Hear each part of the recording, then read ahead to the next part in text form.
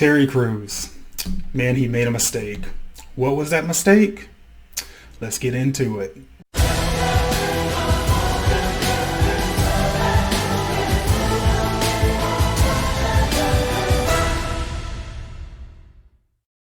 So Terry Crews actually posted a tweet, something completely harmless, something that was actually a good message, but it wasn't received that way by supporters of Black Lives Matter.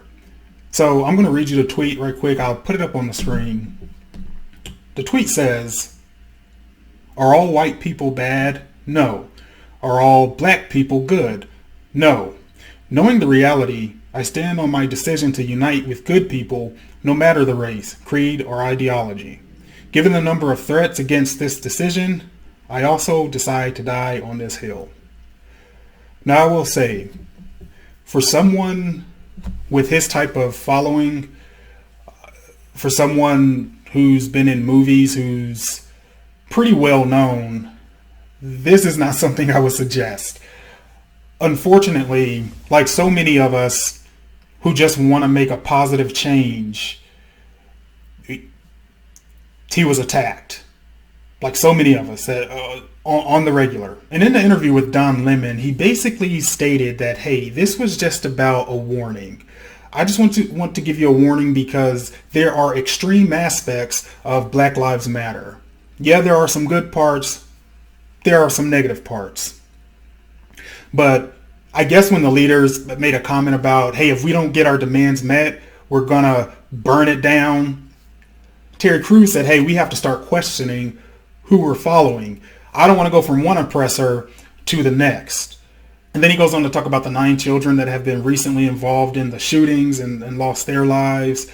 And basically, we've lost more kids in a couple months than we've lost black men and women to police brutality.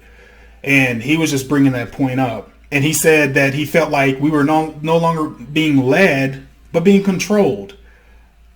I've always felt that way. Black Lives Matter is not about leading anything. It's not about providing liberty for anyone. It's not even about the inequality, which is what they claim it was formed around. It literally is about control and acquiring, I don't know what, but there's agendas behind it, power more than likely.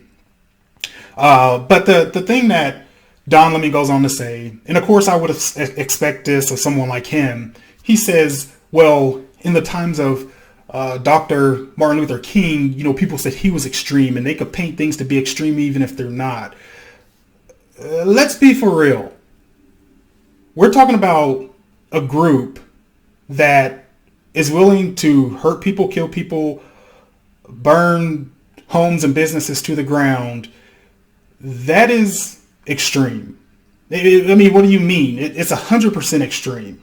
Where Don Lemon really loses me in the interview, though, with Terry Crews is when he goes on to talk about why Black Lives Matter was actually formed, and then tells Terry Crews, hey, if you want to form something to cover what you're talking about, go do that. So he basically says that Black Lives Matter was a result of police brutality and inequality, and that's what it's about. But it's not about black on black crime. And then he goes on to talk about 80% of white people are killed by other white people, etc. Same in the black community. But the problem is, I hate when people use that percentage, because that percentage is really misleading. Yeah, the percentages are the same because it's, again, geographical. But look at the raw numbers. Are you telling me that whites are killing whites at the same rate that blacks are killing blacks? Not even close. So using the percentage is just a way to spin the numbers to make it look like, oh, black on black crime really isn't a problem. No, it's a problem. When you have 7,000 black people die at the hands of other black people, it's a problem.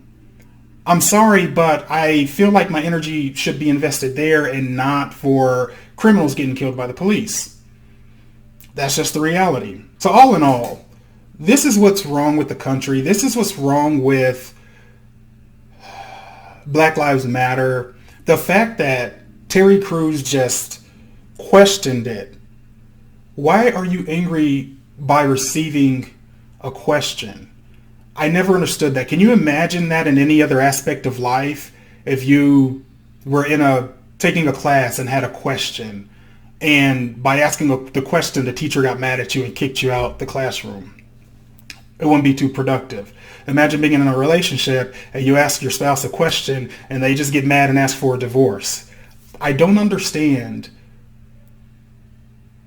why they will not have any type of dialogue. Well, I do understand it. Let me not say that because obviously the premise that it's built on is false to begin with. The left is going to continue to make this mistake, and I'm going to put the link to the CNN video.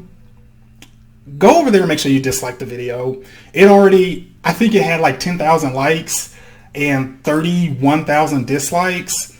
I mean, that lets you know right there. If you just look at CNN's likes and dislikes, it's quite obvious that we're seeing through all of their nonsense. And so you guys definitely make sure to pay them a visit, drop a dislike, let them know, start being a news outlet, not a propaganda machine. But anyway, I'm going to leave this one right here. Let me know what you guys think in the comment section down below. Make sure you like, comment, subscribe. Let's keep sharing the channel. We're doing very good. Let me know the audio. Let me know how the audio sounds. I just purchased a very nice Yeti mic. So I hope it sounds good. But yeah, I'm going to see after I edit this video. And I'll continue to make minor changes so that I can bring you a better experience. But guys, as always, remember, think critically and always think for yourself. Take care.